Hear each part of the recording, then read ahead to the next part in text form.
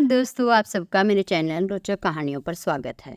दोस्तों, आज की कहानी सत्य घटना पर आधारित है। आज की कहानी उड़ीसा की मंजू शुक्ला जी की है। मंजू शुक्ला जी कहती है, मैं वर्षों से लड्डू गोपाल की सेवा करती आ रही हैं। मंजू शुक्ला जी कहती हैं, शादी से पहले उनके मायके में लड्डू गोपाल की सेवा नहीं होती थी, ना ही उन्होंने इसके बारे में कभी सुना था। शादी होने के बाद भी जब वे ससुराल आई तो उनके ससुराल भी लड्डू गोपाल की सेवा नहीं होती थी।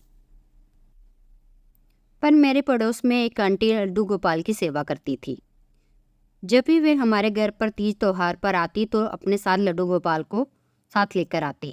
लड्डू गोपाल के प्रति आंटी जी की सेवा भक्ति देखकर मेरा मन बहुत प्रसन्न होता था और मेरा मन भी उनकी सेवा करने के लिए करता था। आंटी जी को लड्डू गोपाल की सेवा करते हुए देखकर बहुत अच्छा लगता था। मैं सोचती थी कि लड्डू गोपाल कितने प्यारे हैं।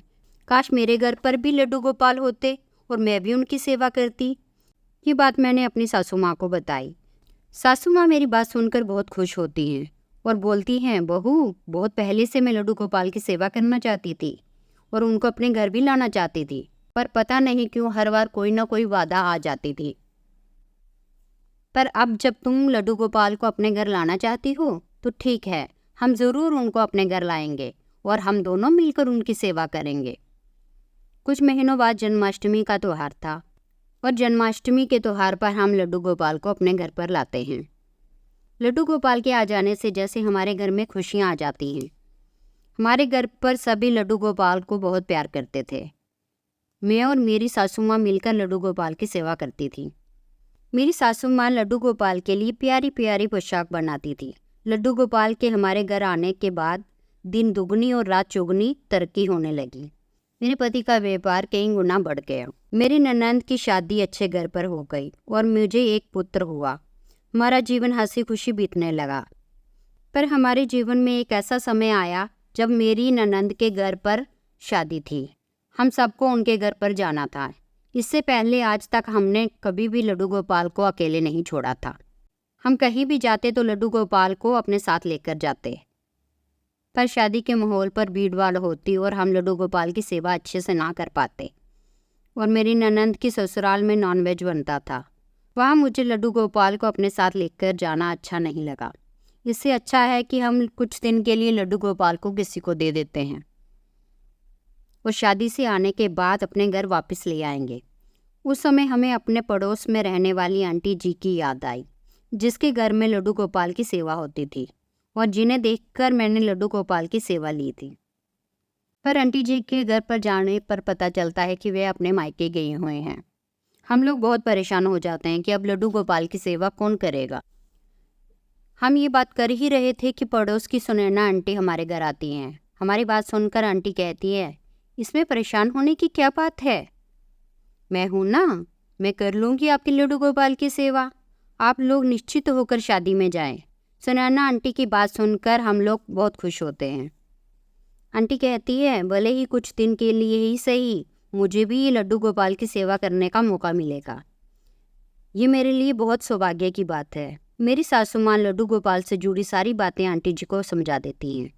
लड्डू गोपाल जी की सेवा आंटी जी को देकर हम सब शादी पर जाते हैं। पहली बार ऐसा हो रहा था, हम लड्डू गोपाल जी को कहीं छोड़कर कहीं जा रहे हैं। हमें वहाँ 2 दिन ही रुकना था। हल्दी वाले दिन हम लोग वहाँ पहुँच गए। अगले दिन शादी थी। जिस दिन हम लोग वहाँ पहुँचे, मैंने आंटी जी को कॉल करके लड्डू गोपाल के बारे में पूछा। आंटी जी कहती हैं, बेटा तुम बिल्कुल भी परेशान मत हो, तुम्हारे लड्डू गोपाल बिल्कुल ठीक हैं, तुम लोग आराम से शादी एंजॉय करो। मंजू जी कहती हैं, वैसे तो सभी भक्त अपने लड्डू गोपाल से बहुत प्यार करते हैं, उनमें सभी के प्राण बसते हैं। तो उस समय की है जिस दिन शादी थी। हम लोग शादी में बिजी थे, पर मैं लड्डू गोपाल को एक पल के लिए भी भूल ना पाई।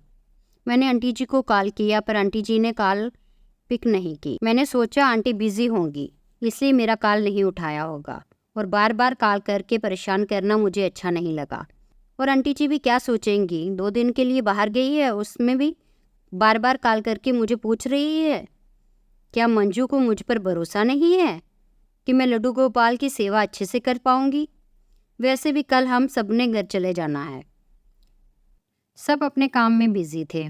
मैं भी शाम के लिए तैयार हो रही थी। फिर अचानक मुझे ऐसा लगा कि मैंने खुली आंखों से कोई सपना देखा है। मेरी धड़कन तेज हो गई। ऐसा लग रहा था जैसे बहुत बुरा कुछ हुआ। मेरा मन बेचैन होने लगा। मेरी आंखों से आंसू निकलने लगे। मैं एक जगह बैठ गई। इतने लोगों में मुझे अकेलेपन लगने लगा। मेरी सासू माँ मेरे पास आकर कहती है, क्या हुआ बहू? किसी ने कुछ कहा क्या तुझे? सब ठीक तो है ना? मैं अपनी सासू माँ से कहती हूँ, मुझे कुछ अच्छा नहीं लग रहा है माँ जी। सासू माँ मुझे कहती है, तुम परेशान मत हो, कभी कभी मन ऐसा हो जाता है। चलो अब चुप हो जाओ और तैयार हो जाओ, बारात आने का समय हो रहा है। मैं उठकर अपना मुंह धोती हूँ और तैयार हो जाती हूँ। बारात आती है। सब लोग बहुत खुश थे, इंजॉय कर रहे थे। ऐसे ही रात के 2-2:30 बज जाते हैं। सभी लोग मंडप पर बैठे थे। मुझे भी कुछ अच्छा नहीं लग रहा था। इसीलिए मैं अपनी सासू माँ को कहती हूँ कि माँ जी मैं कुछ देर आराम कर लूँ। माँ जी कहती है, जा बेटा तू कुछ देर आराम कर ले। मैं कमरे में आकर आराम करने चली जाती हूँ। तभी मेरी आँख लग जाती है। मैं बहुत ही बुरा सपना देखती हूँ। मैं अपने सपने में लड्डू गोपाल के दर्शन करती हूँ। पर ये क्या, मेरे लड्डू गोपाल का सारा शरीर काला पड़ गया था। मेरे लड्डू गोपाल पर ना ही कोई वस्त्र था और ना ही कोई आभूषण। मेरे लड्डू गोपाल तो जल गए हैं। क्या हो गया मेरे लड्डू गोपाल को? मैं देखती हूँ कि मेरे लड्डू गोपाल की आंखों से आंसू बह रहे हैं। मेरे गोपाल का पूरा शरीर जल चुका है। इतना देखकर ही मेरी आंखें खुल जाती हैं। अगले ही पल मैं खुश हो जाती हूँ, अरे ये तो एक सपना है। अगले दिन विदाई होती है और हम सब अपने घर के लिए निकल पड़ते हैं। घर पहुंचते ही मैं अपनी सासू माँ को कहती हूँ, माँ जी चलो अपने लड्डू गोपाल को ले आते हैं। मेरी सासू माँ प्यारी से मुस्कान देकर कहती है, चलो बहू लड्डू गोपाल को लाते हैं। हम लोग आंटी जी के घर जाते हैं और आंटी जी का दरवाज़ा उनका बेटा खोलता है। वो हमें देखकर कुछ घबरा जाता है। अंदर जाकर मैं देखती हूँ कि आंटी जी का पूजा घर पूरा जल चुका है। वहाँ रखा सभी सामान जल चुका था, जिसे देखकर मुझे अपना सपना याद आ जाता है। मैं चिल्लाकर कहती हूँ, मेरे लड्डू गोपाल कहाँ हैं? आंटी जी भी देखकर रोने लगती हैं और मुझे रूम में ले जाती हैं। मैं रूम में जाकर देखती हूँ लड्डू गोपाल का पूरा शरीर जल चुका है। उनका पूरा शरीर काला पड़ चुका था। वही दृश्य जो मैंने अपने सपने में देखा था। लड्डू गोपाल कमरे में एक टेबल पर बैठे हैं। मैं दौड़कर लड्डू गोपाल को उठा लेती हूँ। हम सब बहुत दुखी थे कि अब लड्डू गोपाल कैसे ठीक होंगे। सबसे पहले हमने लड्डू गोपाल जी को ठंडे पानी से स्नान करवाया, फिर उन पर चंदन का लेप लगाया। हम एसी ऑन करते हैं ताकि लड्डू गोपाल को थोड़ी ठंडक मिल सके। मेरे लड्डू गोपाल को कितनी तकलीफ हुई होगी जो काना रोते हुए मेरे सपने में आए। मेरे पति जगह जगह से पता करते हैं कि लड्डू गोपाल पहले जैसे कैसे हो सकते हैं। फिर हमें एक दुकान का पता चला जहां हमारे लड्डू गोपाल पहले जैसे हो सकते हैं। हम बिल्कुल भी देर ना करते हुए अपने लड्डू गोपाल को वहां लेकर जाते हैं और कुछ दिनों बाद लड्डू गोपाल पहले जैसे होकर हमारे घर आते हैं। दोस्तों मुझे पता है इसमें सुनैना जी की कोई गलती नहीं थी, पर जो घटना जब होनी होती है होकर रहती है। हमारे साथ वही होकर रहता है जो हमारी किस्मत में लिखा होता है। हमें अपने कर्मों का फल ज़रूर भुगतना पड़ता है। दोस्तों अगर आपको मेरी ये कहानी अच्छी लगी तो इसे लाइक शेयर सब्सक्राइब ज़रूर कर दीजिएगा। धन्यवाद।